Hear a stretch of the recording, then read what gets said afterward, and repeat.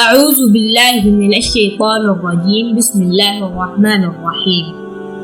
یہودیوں نے نبی اکرم صلی اللہ علیہ وسلم پر جادو کیا تھا۔ بعض لوگوں نے اس واقعے کا انکار کیا ہے۔ وہ کہتے ہیں نبی اکرم صلی اللہ علیہ وسلم پر جادو کا اثر نہیں ہو سکتا۔ ان کا خیال ہے کہ یہ بات نبی اکرم صلی اللہ علیہ وسلم کی شان کے منافی ہے، کیونکہ یہ ایک نقص اور عیب ہے۔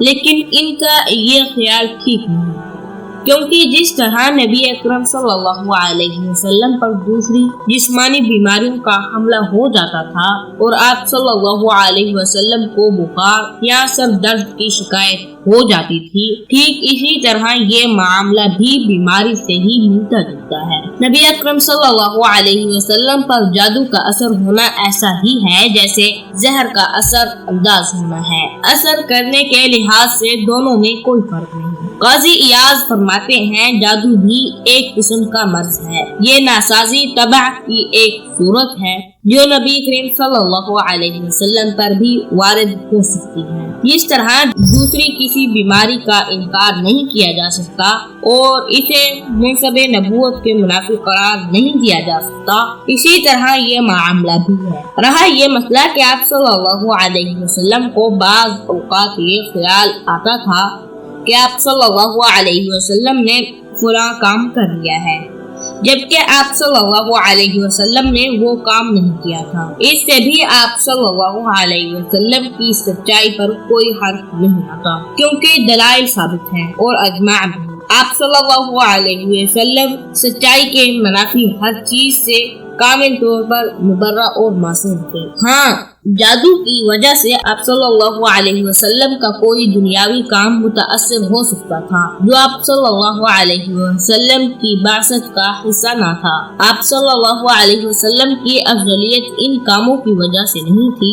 اس قسم کے معاملات میں آپ صلی اللہ علیہ وسلم کو بھی اسی طرح کی ناگہانی صورت پیش آ سکتی تھی جس طرح دوسرے انسانوں کو پیش آتی ہے۔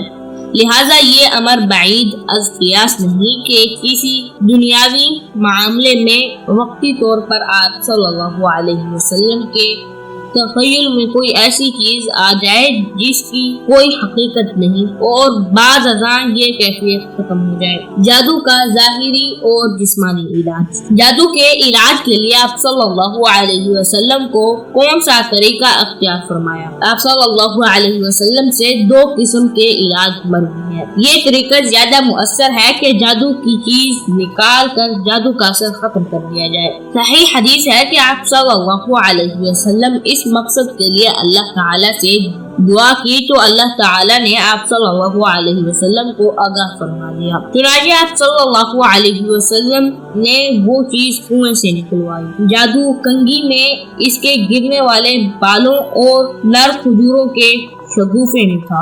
جب آپ صلی اللہ علیہ وسلم نے اسے نکلوایا تو اس کا اثر زائد ہو گیا اور آپ صلی اللہ علیہ وسلم نے ایسی راحت محسوس فرمائی جیسے رسیوں میں جگڑے ہوئے کسی شخص کو کھول دیا گیا ہو۔ یہ جادو کے علاج کا بہترین طریقہ ہے۔ یہ بالکل اسی طرح ہے جیسے بیماری کا باعث بننے والے مواد کو بذریعہ استفراغ بدن سے نکال دیا جائے۔ جسم کے اس حصے سے استفراغ کرنا جہاں جادو کی وجہ سے تکلیف کا احساس ہو، کیونکہ جادو طبیعت پر اثر انداز جبکہ کسی عضو میں اس کا اثر معلوم ہو اور اس سے ناکارہ مواد نکالنا ممکن ہو تو اسے نکالنا بہت نفع بخش ثابت ہوتا ہے۔ ابو عبید نے اپنی کتاب غریب الحدیث میں اپنی سند کے ساتھ سیدنا عبد الرحمن بن ابی لیلہ سے مرفوعاً روایت بیان کی کہ جب نبی اکرم صلی اللہ علیہ وسلم پر جادو کیا گیا تو آپ صلی اللہ علیہ وسلم نے اپنے سر مبارک پر سینگ کے ذریعے سے سینگ لگوائی۔ یہ واقعہ کم علم لوگوں کے لیے اشکال کا باعث ہوا ہے۔ وہ کہتے ہیں کہ جادو کا پچھنے سے کیا تعلق اور اس بیماری کا یہ علاج ٹھیک ہے۔ جاننا چاہیے کہ نبی اکرم صلی اللہ علیہ وسلم پر جو جادو کیا گیا تھا اس کا مواد آپ صلی اللہ علیہ وسلم کے سر مبارک پر پچنا اور اس کی ایک قوت پر اس طرح اثر انداز ہوا کہ آپ صلی اللہ علیہ وسلم کو خیال گزرتا تھا کہ شاید آپ صلی اللہ علیہ وسلم فلاں کام کر چکے ہیں، حالانکہ در حقیقت آپ صلی اللہ علیہ وسلم نے وہ کام نہ کیا ہوگا۔ طبیعت میں اور مادہ دمویہ میں جادوگر کے ٹونے کا اثر اس طرح رونما ہوا کہ آپ صلی اللہ علیہ وسلم کے سر مبارک سامنے والے جوف پر اس مادے کا غلبہ ہو گیا۔ اس وجہ سے آپ صلی اللہ علیہ وسلم کا مزاج مبارک اپنی اصلی طبیعت سے ہٹ گیا۔ جادو ناپاک ارواح کے اثرات سے مرکب ہوتا ہے اور طبیعی قوانین ان کا اثر قبول کر لیتی ہیں۔ بالخصوص اس مقام پر زیادہ اثر ہوتا ہے جہاں جادو کے اثر کی رسائی ہوتی ہے۔ اسی لیے جس مقام کے افعال کو جادو کی وجہ سے ضرر پہنچا ہو، پچھنا لگانا جادو کے ازالے کا نہایت مؤثر طریقہ ہے، بشرطیہ یہ کہ اس کے لیے مناسب اوقات اور مقام کا انتخاب کیا جائے۔ بقرات کہتا ہے جن اشیاء کے استفراغ کی ضرورت ہو ان کا استفراغ انہی جگہوں سے ہونا چاہیے جو اس کے مناسب ہوں۔ بعض علماء نے اس واقعے کی وضاحت اس طرح فرمائی ہے کہ رسول اللہ صلی اللہ علیہ وسلم کو جب یہ عارضہ ہوا تو آپ صلی اللہ علیہ وسلم کو یہ خیال گزرتا تھا کہ آپ صلی اللہ علیہ وسلم نے فلاں کام کر لیا ہے، حالانکہ آپ صلی اللہ علیہ وسلم نے وہ کام نہیں کیا ہوتا تھا۔ چنانچہ آپ صلی اللہ علیہ وسلم نے سمجھا کہ اس کا سبب مادہ دمویہ یا کسی دوسرے مادے کا دماغ کی طرف میلان ہونا ہے، جس کا دماغ کے سامنے والے جوف پر غلبہ ہو گیا ہے۔ اسی لیے دماغ کے مزاج میں طبیعی حالت کی نسبت تبدیلی پیدا ہو گئی ہے۔ اس صورتحال میں سب سے زیادہ مؤثر اور مفید علاج سینگی لگوانا ہو سکتا تھا، اسی لیے آپ صلی اللہ علیہ وسلم نے سینگی لگوائی۔ اس وقت اللہ تعالی نے آپ صلی اللہ علیہ وسلم کو وحی کے ذریعے سے یہ خبر نہیں دی تھی کہ اس عارضے کا سبب جادو ہے۔ جب اللہ تعالیٰ کی طرف سے وحی نازل ہو گئی اور آپ صلی اللہ علیہ وسلم کو معلوم ہو گیا کہ آپ صلی اللہ علیہ وسلم پر جادو کیا گیا ہے، تو آپ صلی اللہ علیہ وسلم نے اصل بیماری یعنی جادو کے علاج کی طرف توجہ فرمائی۔ یہ علاج جادو کا گنڈا نکال کر جادو کو بے اثر کرنا تھا۔ چنانچہ آپ صلی اللہ علیہ وسلم نے اللہ تعالیٰ سے دعا کی تو اللہ تعالیٰ نے آپ صلی اللہ علیہ وسلم کو خبر دے دی کہ وہ گنڈا کہاں موجود ہے۔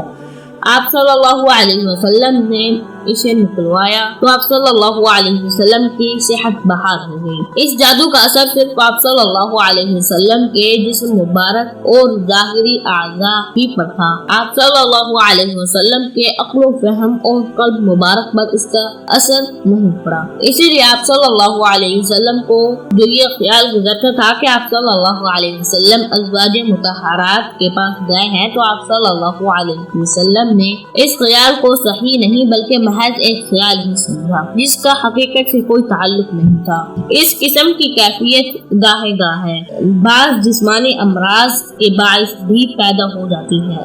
واللہ اعلم۔ جادو کا سب زیادہ مؤثر اور کارگر علاج ربانی دعائیں ہیں، اور صرف یہی وہ دعائیں ہیں جو حقیقت میں مفید ہیں، کیونکہ جادو دراصل ایک جناتی اثر ہے، اسی لیے اس کا علاج انہی چیزوں سے ہو سکتا ہے جو اس کی ضد ہے اور اس کا مقابلہ کر سکے، یعنی ایسے اذکار، آیات اور دعائیں جن سے یہ اثر نابود ہو جائے۔ یہ اثر جتنا بھی قوی ہوگا، دم اور جھاڑ اتنا ہی مؤثر ہوگا۔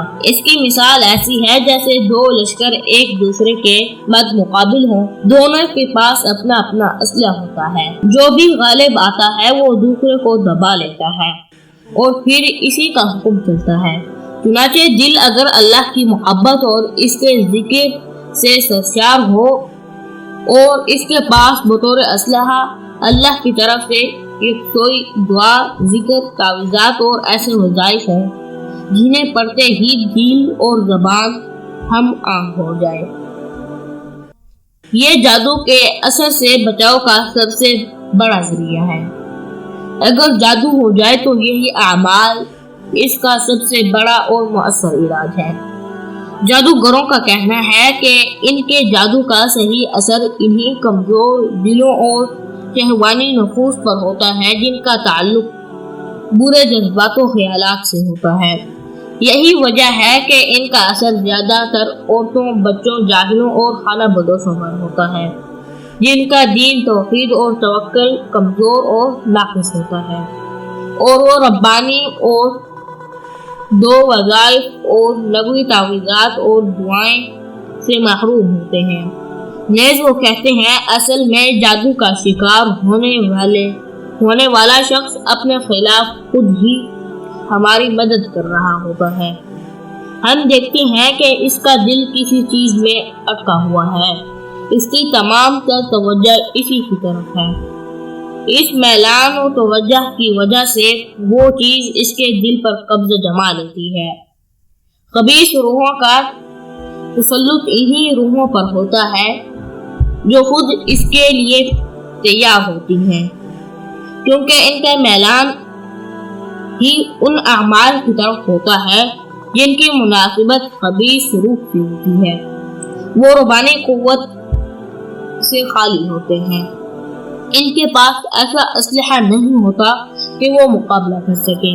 خبیث روحیں دیکھتی ہیں کہ یہ شخص تو خالی ہاتھ ہے، اس کے پاس کوئی ہتھیار نہیں، اور اس کا میلان ان کاموں کی طرف ہے جن کی مناسبت خود انہی سے ہے، چنانچہ وہ اس پر مسلط ہو جاتی ہیں اور جادو کا اثر ان پر پوری شدت سے چھا جاتا ہے۔